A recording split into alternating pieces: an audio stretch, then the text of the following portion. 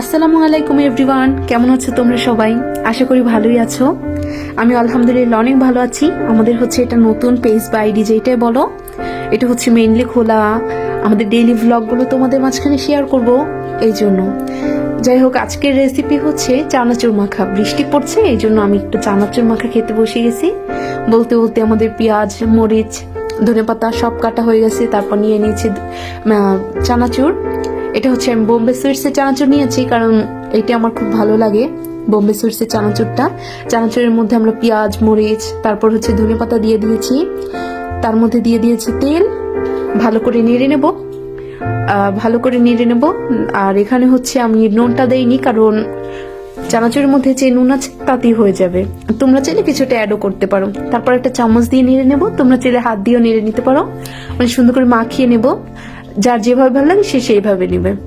তারপর হচ্ছে সার্ভ করার জন্য একটু পুদিনা পাতা দেবো, কারণ এটার স্মেলটা অনেক ভালো লাগে। তো তোমরা চাইলে স্কিপও করতে পারো, বা যার যা ভালো লাগে দিতেও পারো। তো আমার ভালো লাগে এই জন্য দিলাম। এই তো আমাদের চানাচুর মাখা তৈরি।